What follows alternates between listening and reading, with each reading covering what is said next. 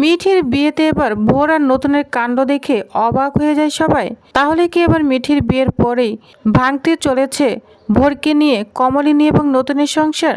তো কি হতে চলেছে সম্পূর্ণ জানতে হলে ভিডিওতে একটি লাইক দিয়ে চ্যানেলটি সাবস্ক্রাইব করে পুরো ভিডিওটি দেখতে থাকুন।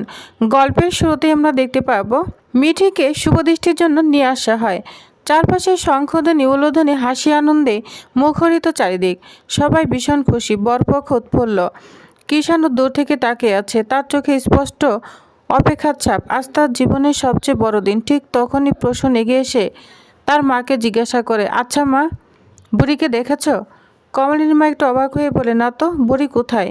কুর্চি তখন ঠোঁট বাঁকিয়ে বলে, আরে বলবেন না, বৌদিভাই তো মনে করে মেয়ের বিয়ে নাকি মায়ের দেখতে নেই, তাই কোথায় গিয়ে বসে আছে কে জানে। যা শুনে কমলিনীর বাবা বলে, আমার মেয়েটাকে নিয়ে এসো তো। এখন এসবের কি মানে? যা শুনে কমলিনীর মা বলে, হ্যাঁ ঠিকই বলেছ, আমার মেয়েটা কেন যে এসব কুসংস্কার ধরে বসে আছে কে জানে। এ যুগে থেকেও পুনর্নিয়ম আঁকড়ে ধরে আছে। ঠাম্মি আর চুপ থাকে না, সে বলে, আপনার মেয়ে কি কচি খুকি? ওকে আমি কুশিক্ষা দিয়েছি? বয়স হয়নি নাকি ওর? মেয়ের বিয়ে মাকে দেখা উচিত নয়, এটা কি আমি ওকে শিখিয়েছি? যা শুনে কমলিনীর মতো আরও রেগে যায়। বলছে, আমি তো আপনার নাম নেইনি, বলেছি কুশিক্ষা দেওয়া হয়েছে, কিন্তু আপনি দিয়েছেন সেটা তো বলিনি। এদিকে কিষাণু আর মিঠি দুজন দুজনের দিকে অবাক হয়ে তাকিয়ে আছে। দুজন দুজনের একটু লজ্জা লজ্জা চোখ, লাজুক হাসি। এদিকে চারপাশে শঙ্খ বাজছে, উলুধ্বনি উঠেছে এবং চারিপাশে করো হাততালি। সব মিলে একটা আনন্দমহল হয়ে উঠেছে। অন্যদিকে ঠাম্মি বলে উঠে, যেতে ইচ্ছে করলে যান না, আপনাকে কে বারণ করেছে?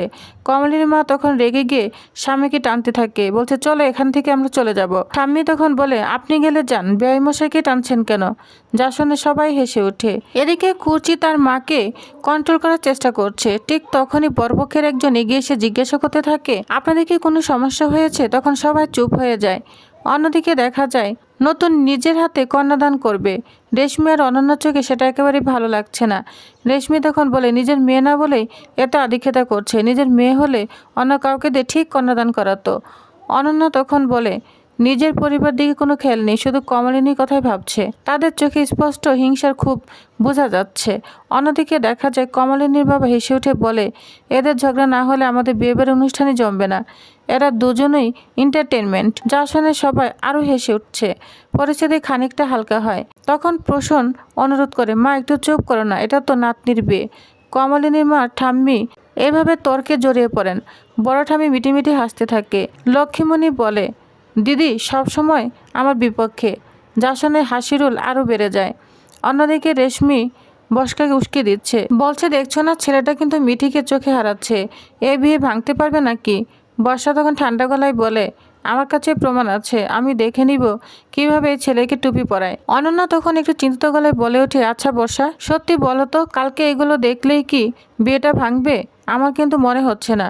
বর্ষা ঠোঁটে ধীরে ধীরে একটা চওড়া হাসি ফুটে ওঠে। তখন বলে, ভাঙবে না? অবশ্যই ভাঙবে। কি যে বলো না, ভাঙতেই হবে। আমার কাছে প্রমাণ আছে তো, রিপোর্ট আছে, কালকে দেখাই, তারপর দেখি কিভাবে মিঠিকে নিয়ে যায় ওরা, দেখি বিয়েটা কিভাবে টেকে। রেশমি তখন আরো কৌতূহলী হয়ে বলে, তাহলে আমরা তোমার উপর ভরসা করব তো? বর্ষা তখন গম্ভীর হয়ে উত্তর দেয়, ভরসা না করে উপায় আছে কি? এতদিন যে জ্বালিয়েছে আমাকে, এমনি এমনি ছেড়ে দিব নাকি? কালকে আসল খেলা দেখবি তোমরা। তার চোখ মুখে একটা প্রতিশোধের আগুন ফুটে ওঠে। অনন্যা রেশমি একে অপর দিকে তাকায়, ওদের যেন আনন্দে শেষ নেই। রেশমি তখন বলে ওঠে, দেখছো না ভোর কেমন নতুনের গা ঘেসে ঘেসে দাঁড়িয়ে আছে, যেন ওদেরই বিয়ে। বর্ষা তখন ঠুটবাঁকিয়ে বলে, ওসব আমার চোখেরাই নাকি মামিমা? কালকেও তো দেখলাম নতুনের সঙ্গে কেমন নাচছে, নতুনও যেন ওকে প্রশ্রয় দিচ্ছে। তখন মামিও মাথা নেড়ে সাড়া দেয়, বলছে, হ্যাঁ রে, বুড়ি তো রাগ করে কোথায় গিয়ে বসে আছে। কিন্তু নতুনের এসব দেখলে কার রাগ হয় না বল? বর্ষা তখন বলতে থাকে, ভোর কিন্তু খুব চালাক মেয়ে, নতুন কাকুকে একদম ছাড়ে না। আমার শাশুড়ি মায়ের সঙ্গে ওর রেশারেশিও কিন্তু কম নয়। তারপর দেখো না, একদম জমে ক্ষীর হয়ে যাচ্ছে। অন্যদিকে লক্ষ্মীমণি রাগান্বিত স্বরে বলে ওঠে, সব দোষ যেন আমার, তাই না? আমি নাকি সবসময় ঝগড়া করি। ঠিক তখনই প্রাঞ্জল এসে দাঁড়ায়, বলছে, কি হচ্ছে? আবার কোনো ঝামেলা হয়েছে? তখন লক্ষ্মীমণি কটাক্ষ করে বলে, ঝামেলা আবার কি? এখনই তো সবাই আমার দোষী দেখবে। কমলিনীর মা তখন রেগে গিয়ে বলে, আমি এখানে আর থাকবো না, চলে যাব আমি। প্রাঞ্জল তখন বলতে থাকে, না না, কে বলেছে আপনার দোষ? আপনি যদি যান তাহলে আমরা সবাই চলে যাব। কথাটা শুনে লক্ষ্মীমণি একটু থমকালেন, বলছে, আচ্ছা আচ্ছা ঠিক আছে, আমি আর কিছুই বলবো না, পরে আবার বৌমার কাছে নালিশ হবে। কমলিনীর মা তখন বলে, আমার নাতনির বিয়ে, আমি কেন চলে যাব? আমি এখানেই থাকবো। চারপাশে সবাই একটু যা শুনে মুসকি মুসকি হাসতে থাকে। অন্যদিকে বর্ষা বলতে থাকে, চলো আমরা বরং অন্যদিকে গিয়ে বসি, সবাই কিন্তু আমাদের দেখছে যে আমরা একসঙ্গে কথা বলছি। তখন অনন্যা বলে, হ্যাঁ হ্যাঁ ঠিক বলেছ, তা না হলে কিন্তু আমাদেরই দোষ হবে।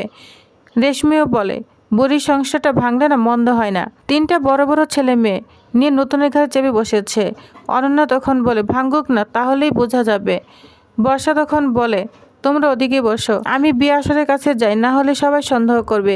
এই বলে বর্ষা ওইখান থেকে চলে যায়। রেশমি এবং অনন্যা অন্য পাশে গিয়ে বসে পড়ে। অন্যদিকে প্রাঞ্জল আবার অনুরোধ করতে থাকে, দেখো এত লোকজন আছে, একটু চুপ করো না, হাসাহাসি করবে সবাই।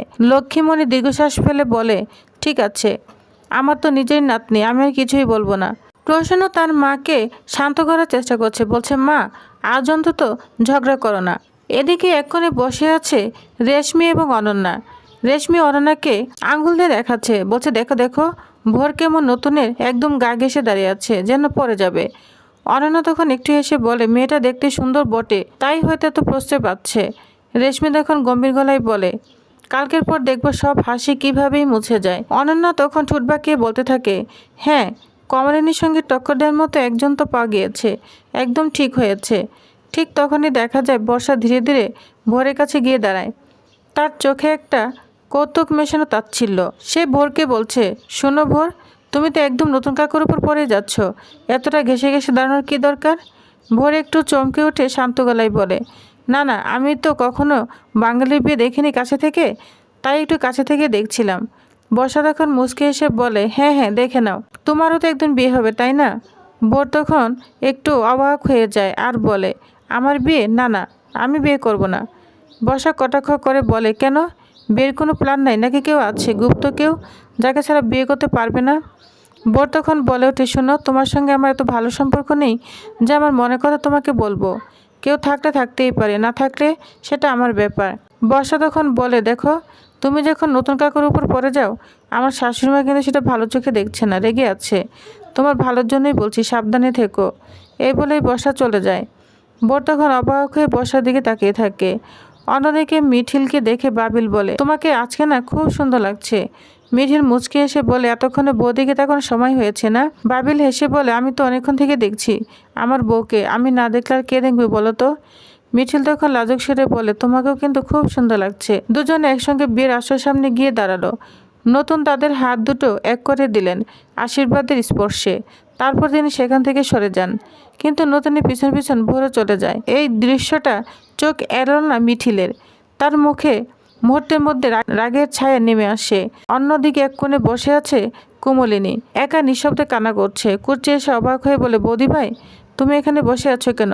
অন্যদিকে মিঠির বিয়ে হয়ে যাচ্ছে। কমলিনী চোখ মুছে বলে, আমার ভালো লাগছে না দিদিভাই, প্লিজ আমাকে জোর করো না। কুর্চি তখন বলে, কদিন ধরে দেখছি তুমি একটা অদ্ভুত আচরণ করছো, তোমার আর নতুনদার মধ্যে কিছু হয়েছে তাই না? কমলিনী তখন বলে, না না কিচ্ছু হয়নি, সব ঠিক আছে, কিন্তু ভালো লাগছে না আমার। কুর্চি তখন বলে, নতুনদা কিছু বলেছে? কমলিনী তখন বলে, সেই মানুষটা কি আর কিছু বলবে?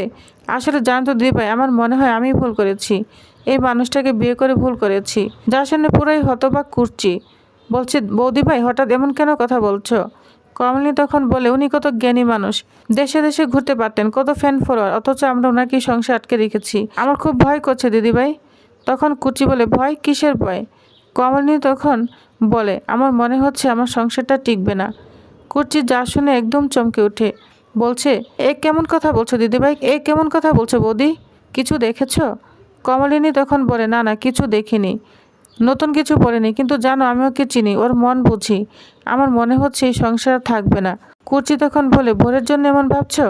কমলিনী বলে, না না, অন্যের কথা কেন বলবো, ভোরের নাম টানছো কেন? আমি নিজে থেকেই বলছি, নতুন নিজের দায়িত্ব থেকে একটুও কম নয়, কিন্তু আমি নিজেকে ক্ষমা করতে পারছি না। তোমার নতুন এত গুণী মানুষ, তার সঙ্গে আমার বিয়ে হওয়াটাই ভুল হয়েছে। কুচি তখন যা শুনে একটু চুপ হয়ে যায়। তো প্রিভাস, তাহলে আপনাদের কি মনে হচ্ছে কমলিনীর ভয় কি তাহলে সত্যি হবে? নতুন আর ভোরের সম্পর্ক কি কেবল ভুল বোঝাবুঝি, নাকি এই সংসারের ভিত সত্যি নড়বড় হয়ে যাচ্ছে? তো প্রিভাস, তাহলে এসব আপডেট নিয়ে আসছে আগামী ভিডিওতে, সে পর্যন্ত অপেক্ষায় থাকুন। ধন্যবাদ।